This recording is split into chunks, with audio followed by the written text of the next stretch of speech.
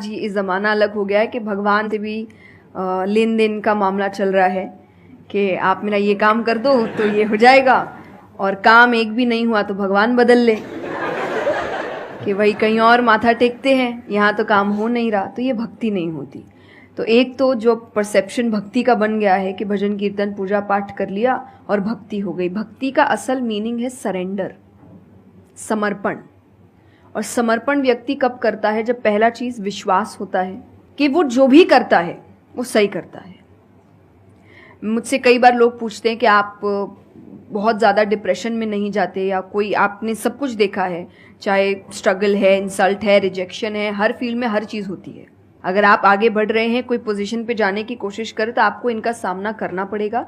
ये जिंदगी के साथ आता है तो आपको सामना, लेकिन मुझे कभी दिक्कत नहीं दी ये चीज़ें। क्यों? क्योंकि जो मैंने कहा समर्पण, मुझे पता है कि एक ऐसी शक्ति ऊपर बैठी है जो मेरा बुरा नहीं चाहती।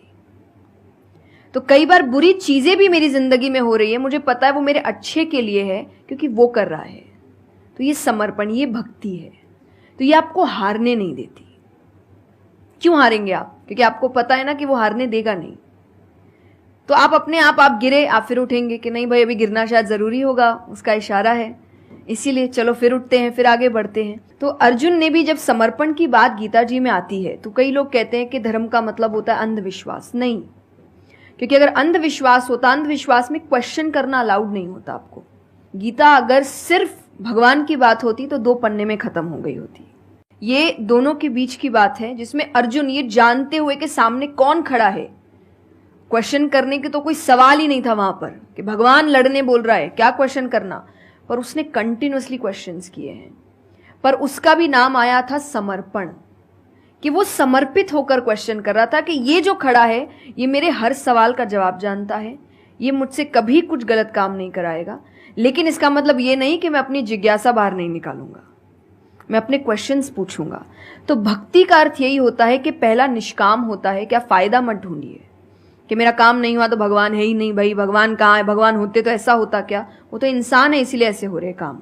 भगवान ने तो सबको देखे, बच्चा तो मासूम ही होता है, बड़े होके खराब हो जाता है। कोई बच्चा गलत आपने देखा है क्या? छोटा सा बच्चा ही डॉन बनने के बारे में सोच रहा है, वो तो बच्चा ही होता है, मासूम होता है, सच्चा होता है। तो भगवान इसलिए कहते बच्चे भगवान का रूप है, क्योंकि वो एकदम प्योर होते हैं। बड़े होने के बाद हम काम खराब करते हैं और नाम फिर हम भगवान का देते हैं, क्योंकि हमको इल्जाम लगाने के लिए लोग चाहिए। ये फेलियर्स के लिए भी, आप फेलियर्स के लिए भी हम कहते हैं मेरा काम अच्छा नहीं था, मेरा समय अच्छा नहीं था, मुझे पेरेंट्स ने सपोर्ट नहीं किया, मेरे पास ये नहीं था। वरना अगर देखा जाए इन्हीं सिचुएशन में कई लोग हैं जो काम करके आगे बढ़ जाते हैं। तो करने वाला तो कर लेगा, नहीं करने वाला इल्जाम लगाएगा। तो वो इल्जाम अभी हमें ऐसे दिखता है एक ऐसा कोई है जो सामने तो खड़ा नहीं है, भगवान लगाओ इल्जाम। एक फोटो है ना इंटरनेट पे कि भगवान खड़े, छोटी बच्ची खड़ी है, छोटी बच्ची के हाथ में एक टेडी बेयर है, तो भगवान वो मांग रहे हैं और वो बच्ची बोली मुझे बहुत अच्छा लगता है, मुझे नहीं देना। उसको नहीं पता कि भगवान के पास पीछे एक बड़ा सा टेडी बेयर रखा है और भगवान उसको कह रहे कि बस दे दो और मुझ पे विश्वास रखो कि वो दे दो। छोटी चीज जो तुमसे, आपको वो बुरी लग रही है उस वक्त कि मेरे साथ गलत हो गया या मेरा छोटा काम नहीं हुआ, मैंने तो इतनी पूजा की थी, इतना काम किया था, शायद तुम उस काम के लिए नहीं बने हो, तुम और बड़े चीज के लिए बने हो।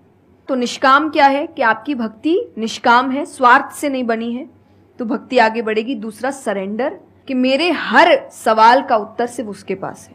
तो ये 2 चीजें भक्ति बनाती है, 2 चीजें जो भक्ति में। तीसरा हम जब करते हैं सत्संग, जो उन्होंने कहा सत्संग का एक सत्य के संग। तो सत्य कौन है?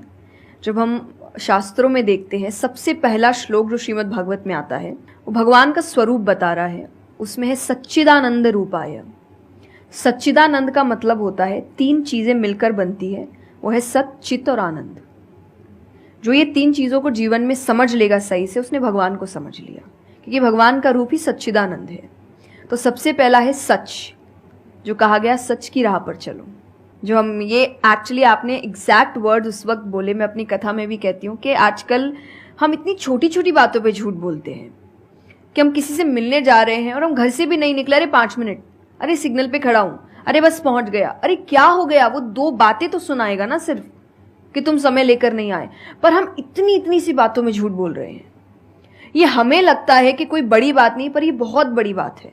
कि आप इतना भी सच का सामना नहीं कर सकते, और फिर हमें लगता है कि हम लाइफ की जो प्रॉब्लम्स है उसका सामना कर लेंगे, खुद के सच का तो सामना कर नहीं पा रहे हैं। जिंदगी का सच सामने आएगा तब तो बैंड ही बज जाएगी पूरी, क्योंकि वो कठिन है। जिंदगी आसान नहीं है, किसी के लिए नहीं, भगवान के लिए भी नहीं हुई। आप राम जी को उठाइए, कृष्ण जी को उठाइए, जब तक यहां रहे कोई सुखी नहीं रहा।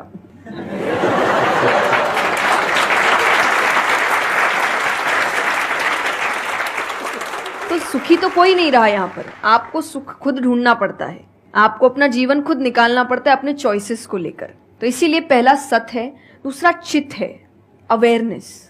हम अवेयर नहीं है चीजों को लेकर, हम इग्नोर करते हैं। अवेयरनेस और इग्नोरेंस ये ऑपोजिट्स हो गए, कि आप कोई भी चीज आपको समझ नहीं आ रही है, नहीं है। मैं अधिकतर नास्तिक लोगों को आप देखिए, उनको अगर पूछे ना भगवान को मानते हैं, तो उनके पास एग्जैक्ट रीजंस नहीं होते कि क्यों नहीं मानते। बस नहीं है, दिखा नहीं, मुझे नहीं दिखा तो नहीं है। तो तुम्हें तो बहुत चीजें नहीं दिख रही। मेरे पापा इस पर मैंने उनसे क्वेश्चन किया था कि बोले तो पापा कैसे जवाब दे। तो पापा बोले उनको पूछना उन्होंने अपने परदादा को देखा था। देखा तो नहीं होगा।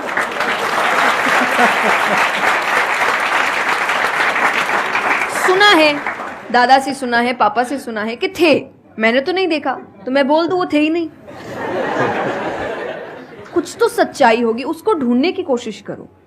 मैं धर्म के लिए हमेशा कहती हूं कि आपको ढूंढना पड़ेगा। भगवान, मेरे पापा ने मुझे एक बात कही थी, भगवान मानने की चीज है, जानने की नहीं। जानना क्या होता है, पहले इस्तेमाल करे फिर विश्वास करे।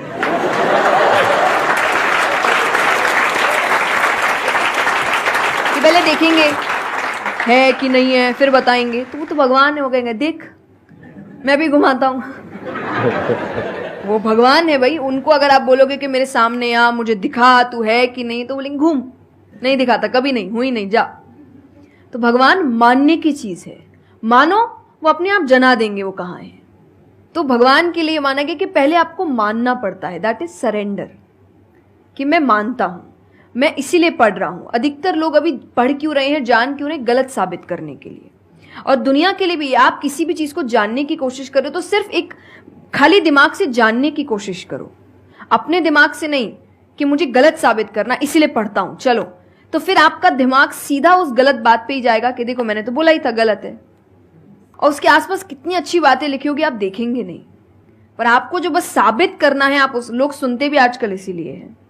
मैं कथा में एक बात कहती कि उस आजकल कथा ही बची है सुनने वाली चीज, वरना आप कहीं भी दो लोगों को देखिए वो बोलेगा मैं बोलता हूँ, नहीं मैं बोलता हूँ, नहीं मैं बोलता हूँ। दुख देखिए किसी के, प्रॉब्लम्स को एक बोलता है मेरी जिंदगी अच्छी नहीं चल रही, अरे मेरी उससे भी खराब है।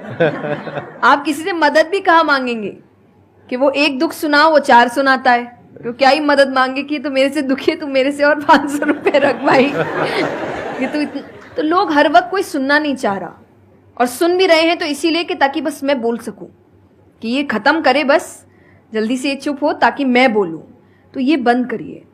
भगवान ने अर्जुन की पहले पूरी बात सुनी थी, एक बार भी बीच में इंटरप्ट नहीं किया, उसकी पूरी बात सुनी। क्यों? तभी वो आंसर ठीक से कर पाएंगे। अगर आप बीच में हर चीज में इंटरप्ट करेंगे, लोगों के ओपिनियंस में इंटरप्ट करेंगे, तो आप उनकी बात को नहीं समझ पाएंगे। जितना सुनेंगे उतना सीखेंगे, क्योंकि बोलोगे तो वही जो आता है, पर सुनोगे तो कई बार ऐसी चीजें पता चलेगी जो नहीं पता, जो नहीं आता है। आते हैं देखिए, और आनंद का मतलब एक्चुअली परमानेंट हैप्पीनेस होता है, जो आपको भगवान के साथ ही मिलता है, कि आपको किसी की जरूरत नहीं है, बाकी सब कुछ टेम्पररी है। और टेम्पररी खुशियों के लिए भगवान ने अर्जुन को लड़ने के लिए इसलिए नहीं बोला था कि तेरे को राज्य मिल जाएगा, खुशी मिलेगी, पैसा मिल जाएगा, नहीं। एक परमानेंट हैप्पीनेस थी कि मैंने अपना काम अच्छे से किया, उसके लिए लड़ो। तो जो भी काम कर रहे हो परमानेंट क्या है उसमें वो देखो, और ये आपकी सक्सेस पे भी काम आता है। भगवान जैसे अब हम कहते हैं ना कि दुनिया में कुछ सच नहीं है, संसार सच नहीं, इसका मतलब क्या? छोड़ने के लिए नहीं।